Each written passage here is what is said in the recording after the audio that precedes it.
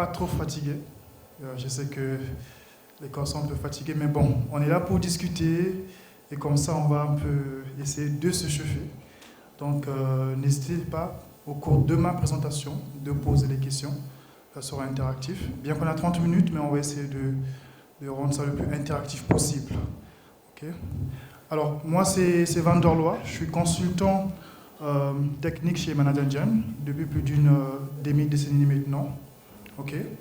Et aujourd'hui, on va essayer de voir comment nous, en tant qu'éditeurs, on va vous aider, on va vous accompagner à pouvoir améliorer votre cyber security. Comment vous allez vous protéger en fait sur différents onglets par rapport à la cyber security, bien en cyber attaque. Ok.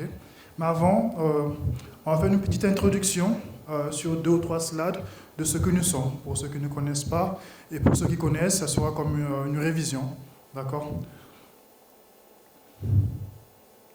Alors, en tant qu'entreprise, nous sommes une entreprise. Alors, si vous avez remarqué, là, pendant la présentation, on a mis Zoho Corporation, mais au bout, c'est Manadengen. Donc, en gros, c'est une corporation, c'est une entreprise indo-américaine qui existe depuis plus de 26 ans maintenant. Okay, donc, à partir de cette entreprise, on avait commencé avec une solution qu'on appelle Advanet. Advanet, qui était une solution pour faire la gestion du réseau, mais réseau télécom à l'époque. Okay. Après, ça a évolué, donc Advanet est devenu Manadengen aujourd'hui. Mais après, on est passé à la dimension corporate. Donc corporate dans le sens où nous avons Manadengen qui s'occupe, lui, de tout ce qui est gestion IT. Donc c'est le sujet du jour. Après, nous avons Zoho, je ne sais pas si vous avez déjà entendu parler, Zoho CRM. Qui a entendu parler de Zoho CRM? Voilà, il y a personne là-bas. Donc, Zoho CRM, donc Zoho, lui, s'occupe de tout ce qui est logiciel pour gérer les business. Donc, les CRM, emailing et autres. Ça, c'est Zoho. Après, nous avons WebMNS, lui qui s'occupe de tout ce qui est objets connectés. Donc, en tant qu'entreprise, nous avons plus d'aujourd'hui, nous sommes un peu de 25 000 employés un peu partout dans le monde. Et nous avons plusieurs bureaux. D'autres stats, nous intervenons sur ces domaines-là principalement. Donc, IT Service Management, dans tout ce qui est helpdesk. Après, nous avons le domaine de UNFA Endpoint Management, qu'on va un peu toucher aujourd'hui, l'aspect sécurité. Et nous avons IT Service Management, Identity and Access Management, donc tout ce qui est gestion de l'AD, faire de l'audit autour de l'Active Directory, qu'on va se toucher tout à l'heure. Et aussi IT Operation plus Advanced Analytical Plus. Donc, ça, c'est les domaines sur lesquels on intervient. Et sur tous ces domaines, nous avons plus d'une cinquantaine de solutions qu'on commercialise dans le monde sur plusieurs langages, que ce soit cloud ou on-prem, dépendamment de vous. Quelques stats par rapport à l'entreprise, donc par rapport à chaque domaine. Aujourd'hui, nous sommes repartis sur 10 pays. L'entreprise, le quartier général technologique est en Inde. Le quartier général administratif aux États-Unis, au Texas. Moi-même, je suis basé à Dubaï, donc nous avons plusieurs bureaux. Et nous avons plus de 12 centres de données de par le monde. Le dernier qui a été mis à jour, c'est en Arabie Saoudite. Donc pour nos solutions cloud, nous avons plus de 200 partenaires. Et d'ailleurs, ici au Maroc, nous sommes représentés par notre partenaire Nelite. Donc chaque pays où nous allons, nous avons des partenaires qui nous représentent, à part les États-Unis, parce que là, on a une forte présence par rapport à l'entreprise. Alors, repartis dans plus de 190 pays, et en termes de clients, présentement, nous sommes, bon, là, c'est pratiquement 300 000, mais là, les chiffres, il y a une année de cela, c'était à 280 000 plus clients dans le monde. Et vous allez voir là, mise en œuvre de helpdesk, c'est plus de 5 000 clients de par le monde. Endpoint central, donc on a déployé plus de 12 000 agents, ça veut dire qu'on a plus de 12 000 assets qu'on gère de par le monde, d'accord. Et Active Directory, donc là 40 000, c'est pratiquement 40 000 domaines qu'on va pouvoir gérer dans le monde, que ce soit côté cloud ou bien on-prem. Et en termes de tout ce qui est surveillance, alors surveillance, non, ça c'est tout ce qui est ressources critiques PAM. 220 000 solutions qu'on a déployées sur PAM. Et sur tout ce qui est surveillance réseau, c'est l'une des solutions phares ici en Afrique. Tout ce qui est surveillance réseau, gestion et sécurité réseau, qu'on va se toucher un petit peu. On a 3,5 millions déploiements dans le monde. Alors, ça c'est l'introduction de l'entreprise, mais on va rentrer dans le vif du sujet, hein. Donc pas par ce qui nous emmène aujourd'hui. Et pour ça, on va aller sur quelques faits par rapport à la cybersécurité qu'on doit s'attendre en 2024, et quelques faits curieux qui peuvent attirer notre attention. Premièrement, d'abord, c'est l'aspect cybersecurity. Alors, j'ai discuté avec plusieurs clients, notamment moi je m'occupe de tout ce qui est marché francophone. On a tendance à ramener la cybersécurité à un aspect, à un domaine. Ça peut être parfois les données. Les gens sont... les données, c'est l'objectif, hein, parce qu'effectivement, les données, c'est le nouveau or. Donc, c'est l'objectif de protéger vos données, c'est ça. Mais, tout en voulant protéger les données, on oublie les autres aspects. Donc, voilà pourquoi j'ai mis cette analogie-là, qui représente une espèce de château, d'accord? Et vous avez remarqué dans ce château-là, il y a des étapes à franchir. Et chaque étape, on doit les protéger. En gros, chaque étape représente une couche cybersécurité, ou encore une couche security qu'on appelle ça dans le monde standard. Et l'objectif de l'arqueur, c'est arriver au centre. Vous voyez, au centre, là, il y a IAM là il y a data center. En général, pour la plupart des cas, même quand il veut de l'argent, ou bien il veut vous espionner, l'objectif, c'est arriver là-bas. Mais, en termes de cybersécurité, en tant qu'entreprise, on ne va pas que se focaliser au sommet là, de la tour. On va aller dans tout ce qui est périphérique. Donc, on doit avoir des méthodes de sécurité réseau, sécurité Internet. On va voir si on peut avoir des capacités SOR. En termes d'attaque, comment je vais pouvoir intervenir ou bien réagir automatiquement. Donc, vraiment, c'est pour que vous ayez cette image. Il y en a sûrement d'autres déjà qui font cette implémentation-là. Mais cette image, ça représente le fait que le focus n'est pas uniquement data. Le focus n'est pas dans un seul domaine, mais c'est vraiment différentes couches. En tout, il y en a 7, on va voir ça en détail. En tout, il y en a 7, mais ces différentes couches-là, c'est là qu'il faut protéger pour avoir une sécurité complète. Et nous, on vous accompagne pour pouvoir acquérir cet objectif-là. Donc, en gros, ce qu'il faut retenir ici, on doit voir grand, on doit voir au-delà en fait, de ce qu'on peut penser. Ce n'est pas que le données, mais c'est chaque octet de données doit être protégé. Et chaque octet de données se protège en allant sur chaque étape ou chaque couche de sécurité, comment pouvoir protéger ici à ce niveau-là. Ça, c'est le premier fait. Deuxième, alors ça, c'est pour... est-ce qu'il y a des banquiers ici, services financiers, finances, assurances? Voilà, vous êtes très nombreux. Alors, désolé de vous donner la mauvaise nouvelle. Vous êtes les plus targetés. Les banques, par rapport aux autres, c'est plus de 300 fois, en tout cas, qu'on vous attaque. C'est logique, vous gardez l'argent. Donc... ça, c'est logique, hein, en tout cas, à cœur. Voilà, donc les banques sont vraiment exposées à ça. C'est vraiment vous qu'on target, soit par rapport à vos données, soit pour l'extorsion des sous, en fait. Donc, c'est un fait pour dire que c'est très important dans tout ce qui est financier, mais pas que. Donc, c'est dans plusieurs secteurs aussi, mais les finances sont vraiment attaquées. Un autre fait qu'on va voir, alors, ça, c'est pour les projections d'ici 2024. Donc, premièrement, le coût cybersecurity. Alors quand je parle de coût, je parle de coût en cas de perte, en cas d'attaque, ransomware, ce que je dois payer, mais je parle aussi de coûts pour me protéger. Donc je parle aussi des coûts pour pouvoir avoir les solutions qui vont pouvoir me protéger. Donc c'est pratiquement 9 trillions de dollars d'ici 2024 que les entreprises de par le monde vont dépenser, notamment les Américains, mais vraiment c'est tout le monde, hein, tout le monde a sa part. Ça, c'est les coûts. Le nombre de données à surveiller ou le nombre de données à protéger, c'est 200 zeta-octets. C'est au-delà de theta. Hein. C'est énorme des données avec les big data aujourd'hui, avec l'IA. C'est plusieurs données qu'on doit protéger cette année-ci, 2025-2024. C'est la projection qu'on se fait. Et, je ne sais pas ça si vous le savez, alors, qui connaît par ce dernier fait-là? Qu'il faut au minimum 233 jours pour détecter une vulnérabilité, ou bien pour détecter au moins que vous êtes attaqué. Qui a déjà entendu parler de ça? Voilà, ça c'est des faits, on n'est pas toujours au courant. Alors, ce que ça veut dire quoi? Moi, aujourd'hui, je suis malveillant, je suis hacker, j'arrive dans votre système, je m'installe, jour 1, vous ne détectez pas, jour 2, jour 3, donc jusqu'à 233 jours, je ne sais pas ça fait combien de mois, je crois que c'est 4 mois comme ça, je ne me trompe pas. C'est là où maintenant vous découvrez que non, je suis là. Alors ce qui est très grave en général. Hein.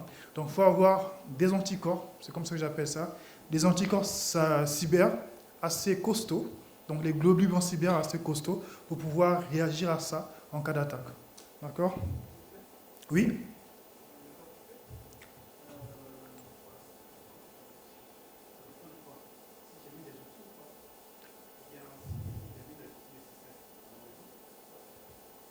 Oui. Mhm. Oui, évidemment, s'il y a des outils nécessaires dans le réseau, par exemple, certains outils dont on va discuter, vous allez détecter ça au plus tôt possible. L'idée, en fait, c'est réduire ça. D'accord? Mais en général, c'est-à-dire que quand vous n'avez pas des systèmes de cyberdéfense allez, costauds, je veux dire, ok, les systèmes de cyberdéfense nécessaires, en fait, ça, c'est l'exposure que vous avez.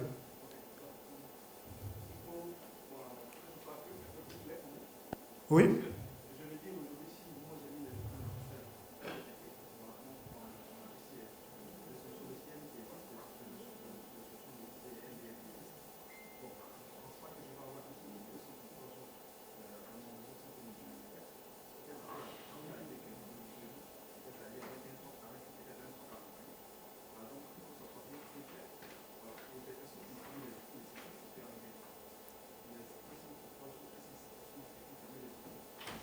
Mhm, mhm. Oui, évidemment, alors, quand j'ai dit ça, c'est un fait qui est réel. Et comme j'ai précisé, ça dépend de votre architecture, ok? Ça dépend dire, de votre environnement. Effectivement, une personne qui... on va voir ça sur les chaque couche, on va voir les 7 couches, et on va pouvoir réduire ça à 4. Mais pour la personne qui se protège au niveau réseau, je prends un cas. Vous avez une solution SIEM, ok? Vous êtes attaqué aujourd'hui par une vulnérabilité. Donc vous avez du 0D. SIEM ne va pas détecter automatiquement, parce que c'est une vulnérabilité. SIEM va attendre qu'il y ait des logs et tout. 0D, même Microsoft ne sait pas qu'il y a des vulnérabilités dans son environnement. Donc là, en fait, il faut maintenant trouver une solution qui vous remonte les vulnérabilités 0D.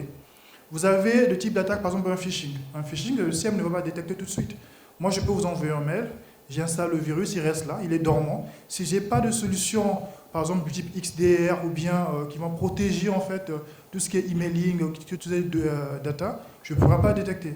Donc en fait, il y a plusieurs angles, mais effectivement, comme vous l'avez dit, si vous êtes déjà couvert de différentes manières, de différents domaines ou bien niveaux, ben, vous ne serez pas exposé à ça. Mais sinon, ça, c'est le standard minimum. Quand on fait de l'audit, quand on arrive, on se rend compte qu'il y a longtemps que vous êtes affecté. C'est quand il y a des conséquences que vous découvrez que non, il y a eu des attaques. Ok? Excusez-moi, à chaque fois, je dois me tourner le dos pour changer les slides. Alors, ça, c'est la liste des attaques auxquelles il faut s'attendre pour 2024. Je crois que vous connaissez déjà quelques-unes. Est-ce que vous arrivez à voir? Vous connaissez déjà les attaques là que vous voyez? Qui reconnaît ou bien qui était déjà victime de quelque chose ici. Il y a des attaques, oui, déjà victimes de certaines attaques. Quelle attaque par exemple? Erreur de configuration, oui. Oh, pardon? Ransomware, oui. Qui d'autre? Je suis tenté à dire qu'il y a des attaques, on est tous ou presque été exposés. Mais moi, j'étais exposé. Tous ou presque. Hein. Par exemple, les attaques de phishing. Le phishing, je réside à Dubaï. C'est l'un des pays où nous sommes plus exposés au phishing dans le monde. C'est un pays très sécurisé, mais on est vraiment exposé au social engineering. Donc, quand on envoie des emails, on t'envoie des mails, c'est tout le temps c'est courant. J'ai été victime de ça quand j'arrive à Dubaï pour la première fois. C'est une ville un peu chère. Donc, du coup, j'ai trouvé un appartement de rêve à très moins cher. Donc, tellement que le deal était tellement beau, donc du coup, j'ai fait vite les choses, j'ai mis ma carte, j'ai payé en insistant, et dès que je paye, je me rends compte qu'il y a quelque chose qui ne va pas. Le lien qu'on m'envoie avec quelque chose, donc c'est bizarre. En plus, on a toujours l'impression, l'intuition vient en nous, mais en tant qu'humain, bon, c'est un bon deal. L'appartement au Marina, je ne sais pas si vous connaissez Dubaï, Marina, un bon prix. Je dis, je viens à peine d'arriver, j'ai prié le Seigneur, j'ai dit merci Seigneur pour l'appartement, mais après, c'est beaucoup d'argent qu'on m'a pris. Donc, on est souvent exposé à ça. Ce sont l'engineering, en fait. Après, il y a tout ce qui est exposition aux tierces. Donc, comment vous gérez les applications tierces? C'est-à-dire qu'aujourd'hui, vous avez, par exemple, Outlook pour Windows, vous avez Chrome, comment je pourrais les gérer? Et aussi, tout ce qui est prestataires externes. Quand ils arrivent, comment vous pouvez les gérer, comment vous pouvez les sécuriser? On a aussi tout ce qui est erreur de configuration. C'est très courant qu'à cause d'une mauvaise configuration, à cause d'un port que je laisse ouvert, eh bien, on s'expose aux attaques. Mauvaise hygiène, cyber security. Alors, mauvaise hygiène, je me souviens, moi j'ai fait mes écoles ici à Casablanca. Je ne sais pas si vous connaissez à l'époque Supinfo. C'est une école d'informatique ici à Casablanca. Et on avait une astuce en classe, c'est que quand tu laisses ton PC ouvert, c'est-à-dire que vous ne mettez pas en veille, tu dois payer le déjeuner pour tout le monde. Parce qu'on dit que tu exposes... voilà. Donc ça, c'est vraiment un peu cette mauvaise hygiène-là, où on laisse les mots de passe exposés, où on laisse parfois même les mots de passe sensibles, hein, on l'expose et tout. Donc ça aussi, c'est des attaques. Ransomware, tout le monde a été... Surtout les grosses boîtes, les banques, pratiquement tout le monde était victime de ça, le ransomware. Il y a les vulnérabilités sur le cloud, mais aussi les vulnérabilités on-prem. La mauvaise gestion des données, on va revenir dessus, et tout ce qui est vulnérabilité applicative et mobile. D'accord? Donc ça, c'est des attaques. Alors, il y en a plusieurs, mais ça, en tout cas, ça a plus de, fait, je crois, 10 ans ou 5 ans pour certains qui ont évolué, mais en général, les catégories d'attaques, on va voir. Maintenant, on va voir comment on va se protéger par rapport à ça. Mais avant ça, on va se focaliser sur... Alors, je ne sais pas si vous arrivez à voir. Excusez-moi, je ne vais pas poser comme ça, mais voilà. On va se focaliser sur les couches. Donc, c'est cette couche-là, en général, comme j'ai introduit avec le château, c'est ici qu'on se focalise. Vous allez voir la première couche, 90% des attaques, c'est l'humain. 90% des attaques, c'est l'humain. Mauvaise configuration, en général, c'est l'humain. Ce n'est pas la machine, ce n'est pas le software, ce n'est pas le hardware. Tout ce qui est attaque phishing, comme j'ai été victime moi-même, c'est l'humain. Et en plus, ce qui est très drôle, même quand on est déjà attaqué, même quand on se dit ça ne va plus nous arriver, on retombe encore dans ça. Et ça encore récemment. Ça, c'est maintenant c'était à cause des iPads.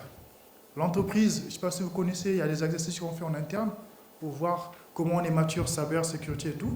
Donc l'entreprise a lancé une attaque blanche en interne de phishing. En moins de 2 minutes, alors nous sommes une entreprise de plus de 20 000 personnes, donc en moins de 2 minutes, plus pratiquement de 500 personnes, y compris les managers, ne leur dites pas, mais y compris les managers, à cause des iPads. On dit donnez votre numéro et tout, et vous allez gagner un iPad. Et on est tous tombés dedans. Donc même quand on est, donc les erreurs humaines reviennent beaucoup. Dans cette couche, il faut la sécuriser. Et on va voir comment sécuriser ça. Sécurité des périphériques.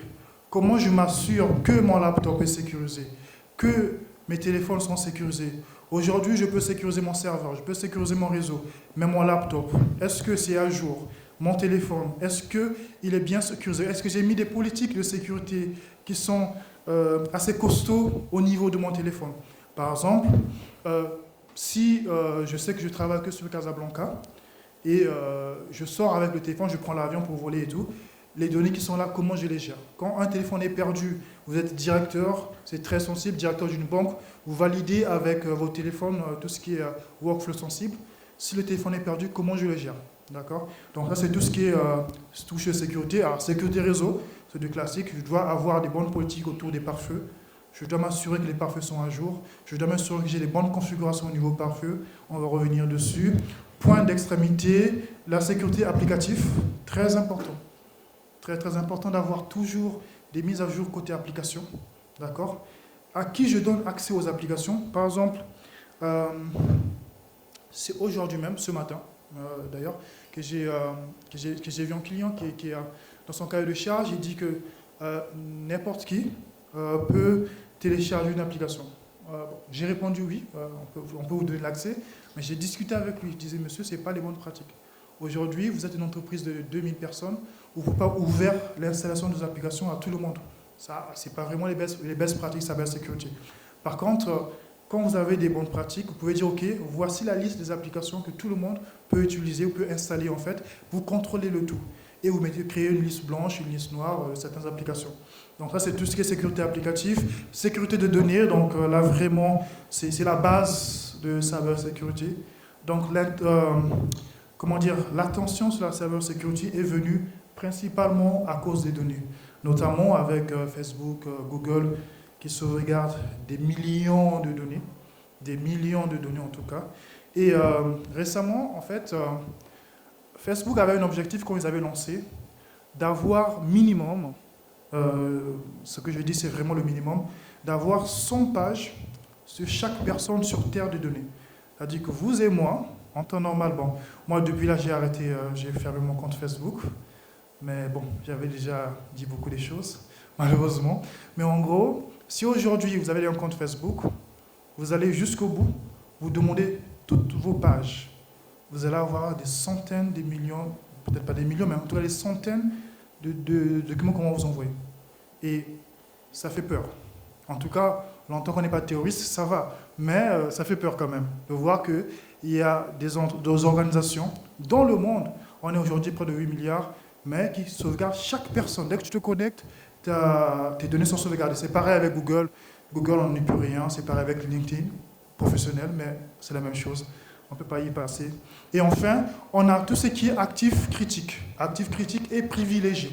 Comment je les sécurise? Là, on va voir ça avec du PAM.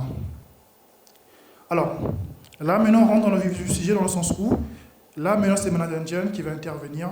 C'est les propositions que nous, c'est ce qu'on donne comme solution à nos utilisateurs. Okay? Donc, on va voir à chaque étape. On a vu cette couche. C'est cette couche-là, on va les ramener à 4 niveaux. On va se focaliser sur 4 niveaux et on va voir comment on va pouvoir répondre à ces besoins-là. Premièrement, c'est tout ce qui est sécurité des identités. Donc, on est d'accord? On peut détecter ça, c'est la couche humaine. Hein. Donc, comment je vais pouvoir sécuriser tout ce qui est, on appelle ça IAM, d'accord? Ici, on a plusieurs politiques, notamment on va faire tout ce qui est UEBA, ou User Entity Behavior Analysis, en anglais en fait. C'est cette capacité que vous aurez à détecter les déviations de comportement, que ce soit côté ressources ou côté utilisateur. Je reprends. Et je prends un exemple sur ça. Moi, je travaille, disons que je suis consultant chez vous, d'accord? Et je dois travailler de 8h, disons à 18h, et vous me donnez accès à 2 serveurs, d'accord? Mais subitement, je veux me connecter sur un serveur dont je n'ai pas accès, parce que j'ai la possibilité de le faire, ou encore je vais me connecter à 2h du matin, parce que vous m'avez donné des accès temporaires. Donc ça, déjà, il va dire, attention, lui, il est consultant, qu'est-ce qu'il va faire là-bas? Vous allez recevoir les alertes en temps réel. Donc ça, c'est basé sur le machine learning et l'IA. Dès que vous installez la solution, soit notre CM ou bien Ado Audit Plus, pendant une semaine, il va prendre un modèle. Le machine learning va prendre un modèle pendant une semaine. Et après, au-delà de ça, dès qu'il y a des déviations, par exemple, si vous modifiez pour les banques notamment, si vous modifiez 1000 fichiers par jour, et subitement, c'est 3000 fichiers qui sont modifiés. On va vous alerter. Pourquoi il y a 3000 fichiers qui sont modifiés aujourd'hui? Donc ça, c'est UEBA. On a le SSO pour les entreprises. Évitez de retaper les mots de passe. Derrière, je peux déjà couvrir ça par le SSO. Il y a le Zero Trust qu'on va voir. Zero Trust, c'est... Pardon? Ouais, je pense qu'il y a pas 10 minutes, c'est ça? Il y a 10 minutes? Ouais, un peu en retard quand même. À 45. À 45? Je pense, ouais. Ok. Ouais, j'étais sur du Zero Trust. Alors, on est MFA, s'assurer. Alors, quand on parle de protection contre tout ce qui est utilisateur, donc on doit s'assurer que les personnes qui se connectent sont les bonnes personnes en appliquant les politiques. Ça crache. En appliquant les politiques de MFA. C'est-à-dire que qu'est-ce que j'ai pour m'authentifier? Donc, ce que j'ai comme connaissance. Qu'est-ce que j'ai comme... par exemple, si j'ai un téléphone, on peut passer par les téléphones, on peut passer par ce que je connais, donc le mot de passe, ou encore ce qui m'identifie à moi, par exemple, la reconnaissance faciale. Et on a aussi d'autres, par exemple, le JOSINTAM, là c'est pour PAM, donner l'accès à une personne au bon moment et à la bonne période. D'accord? Alors, focus sur UBA, en fait. Ici, c'est juste pour vous montrer un peu le modèle là-bas. Donc, vous allez voir qu'il y a déjà des patterns qui sont bien définis, prédéfinis en gros. Donc, à chaque fois, il y a déviation donc, à votre gauche. À chaque fois, à chaque fois, il y a déviation de pattern chez vous, on remonte les alertes. Donc, il y a déjà des patterns qui sont prédéfinis. Donc, par rapport à ça, c'est bien d'appliquer UBA quand il s'agit de faire tout ce qui est gestion, protection de tout ce qui est l'humain. Après, en termes de réseau, donc en termes de réseau, on a ce qu'on appelle les seuils adaptifs, adaptive threshold en anglais. C'est-à-dire, au lieu que je puisse définir... Attends, je vais essayer de changer le micro. Ça crache un peu. Allô, allô.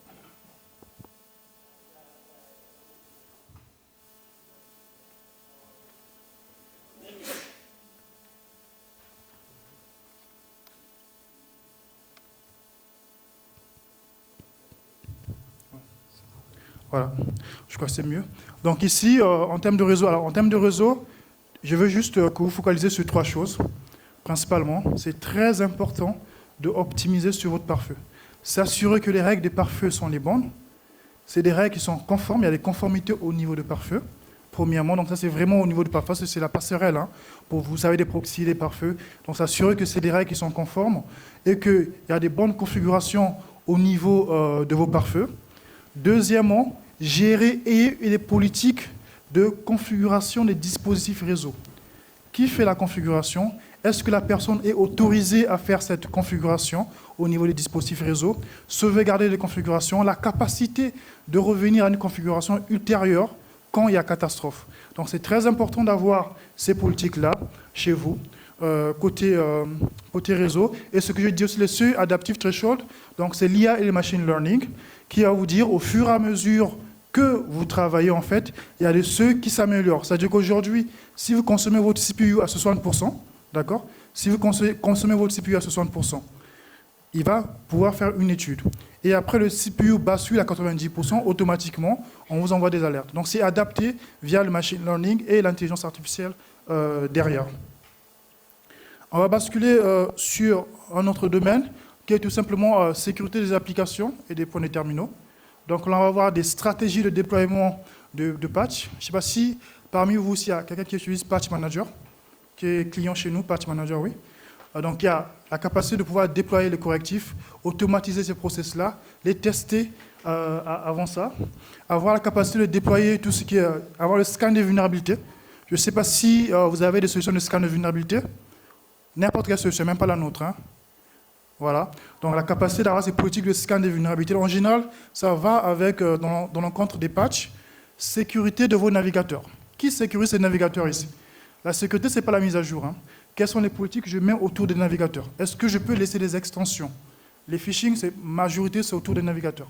Chrome et autres, ce n'est pas que les mises à jour. Mais qu'est-ce que je mets comme politique?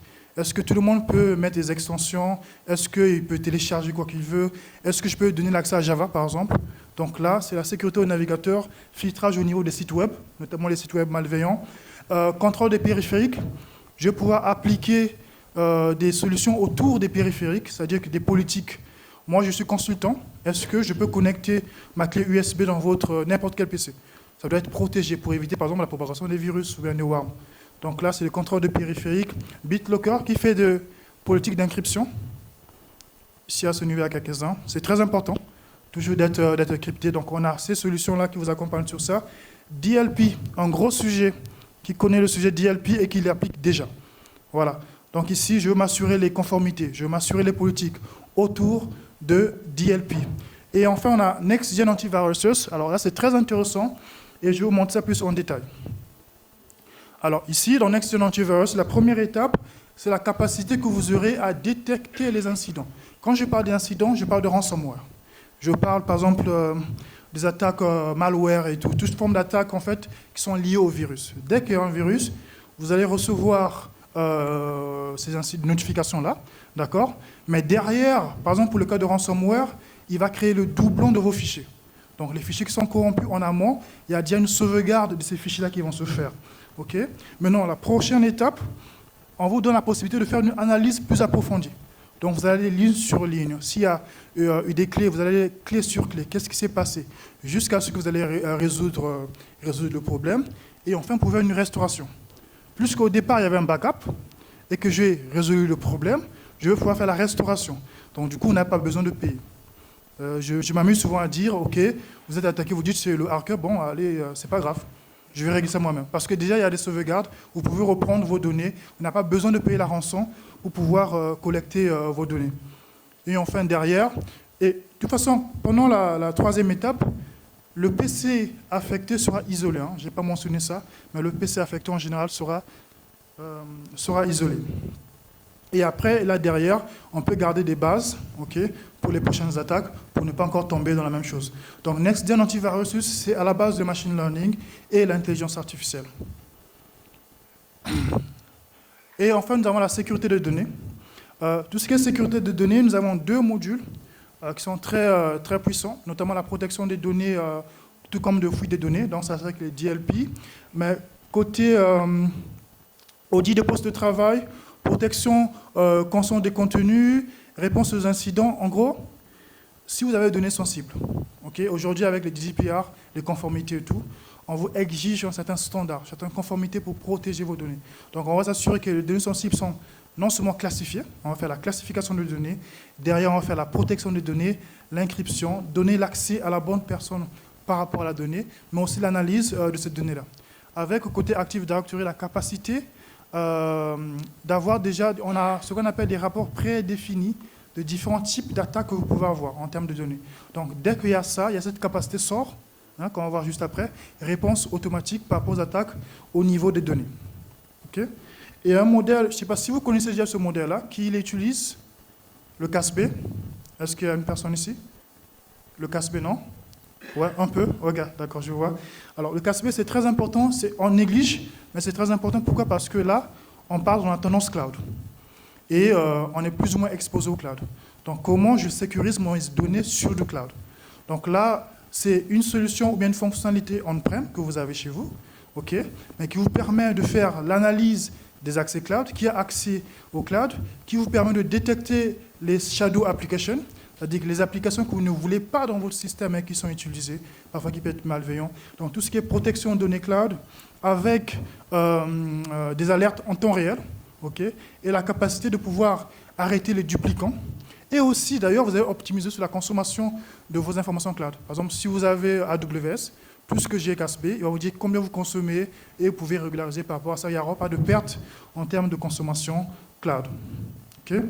Alors, de tout ce que je viens de dire, on ne va pas oublier l'approche SIEM. L'approche SIEM, on a la capacité d'avoir du CASB, on a la capacité d'avoir l'audit ou bien la sécurité des données, on a la capacité d'avoir la sécurité du réseau dans une solution SIEM. Et notre solution le fait très bien. C'est-à-dire qu'on va prendre les données de plusieurs sources de données, on va concentrer sur SIEM, créer des corrélations, c'est-à-dire qu'on va faire une relation entre différentes attaques que vous pouvez avoir et avoir une seule plateforme de centralisée. Est-ce qu'il y a des SOC analysis ici? SOC analysis? Non? Des SOC? Non? Vous êtes dans le SOC? Monsieur? SOC? Comment vous gérez votre SOC? Quelle est la solution que vous utilisez? Logreader. Ouais, ça c'est un peu l'un de nos concurrents en fait. Donc c'est très important par exemple pour les SOC d'avoir cette plateforme où je vais pouvoir unifier toutes les informations de sécurité sur une seule plateforme et avoir des politiques autour de ça. Donc ça c'est un peu donc les rubriques de la dernière slide que je vais vous laisser. Donc là vous allez voir que par rapport au domaine, on a donc l'IAM. On a des solutions pour ça. Donc là, on va parler de tout ce qui est gestion des identités, comment je vais les sécuriser. On a l'UCM qu'on vient de voir, endpoint de sécurité, okay, qu'on a parlé de tout ce qui est contrôle, de tout ce qui est browser, tout ce qui est endpoint et autres. Donc ça, c'est sur endpoint de sécurité, sécurité réseau et data sécurité. On est évidemment ouvert. Donc avant de passer aux questions, s'il y a des questions, j'imagine que oui. Souhaitez-vous libre de scanner le QR code, notamment pour avoir une chance de gagner des cadeaux. Mais effectivement, on peut vous faire des démos personnalisées. Personnellement, je peux m'investir. Il y en a d'autres ici que je vois qui sont passés à notre bout pour faire tout ce qui est démo. Mais on peut aussi vous faire des démos personnalisées et vous accompagner vraiment sur, un peu comme on a montré là, de bout en bout, en fait, sur vos cyber security. Je vous remercie. Est-ce qu'il y a des questions? Questions? Oui, monsieur? Oui.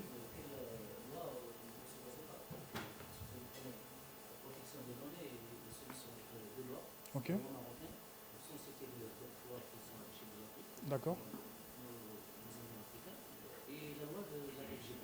Ok.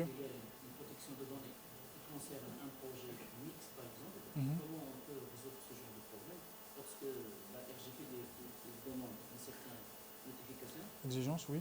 Exigence, et la même chose par rapport aux autres pays, notamment le Canada. D'accord. Très bonne question. Donc, je ne sais pas si tout le monde a écouté et compris la question. Quelles sont les lois régies autour de la protection des données? Il a parlé de la RGPD, donc tout ce qui est protection des données personnelles, qui est plus dans l'Union européenne, qu'on adapte aussi notamment en Afrique et au Maroc aussi. Alors déjà, par défaut ou bien nativement, les solutions ont déjà des rapports de conformité pré-construits, notamment pour la protection des données. Donc, on a moins toutes les solutions qui traitent tout ce qui est données. Il y a déjà des rapports de conformité. Il n'y a pas que la protection des données personnelles, il y a le PCI-D pour tout ce qui est finance. Hein. On doit avoir ces rapports-là. On a aussi les rapports ISO, par exemple, de 2027. Donc ça, c'est déjà prédéfini, ce que vous allez faire une fois que j'ai connecté. Par rapport aux standards, comme c'est des standards connus dans le monde, en fait, vous allez juste générer des rapports derrière. Et il y a aussi des solutions, peut-être, qui n'ont pas des rapports déjà pré-construits, mais nous, en tant qu'entreprise, on peut vous envoyer ce genre de rapport. Maintenant, pour répondre par rapport au Maroc, il y a des solutions, par exemple DLP, où je peux créer mes propres conformités. Alors là, c'est vous qui les créez, parce que c'est des solutions qui sont utilisées partout dans le monde. Donc, tout le monde utilise les mêmes solutions. Maintenant, vous, en tant qu'entreprise, par exemple, marocaine, vous devez suivre aussi la loi ici au Maroc. Mais à côté, il y a la Tunisie, qui doit suivre la loi en Tunisie, à côté, il y a l'Algérie, et ainsi de suite. Donc, par rapport à ça, on vous donne la possibilité, pour certaines solutions, notamment, comme je disais, le DLP, de pouvoir implémenter vos propres conformités qui vont s'appliquer. OK? Autre question? Autre question, avant de terminer, remettre le micro au prochain pénaliste. C'est bon pour tout le monde? D'accord. Je vous remercie. N'hésitez pas à venir visiter notre booth. Merci beaucoup.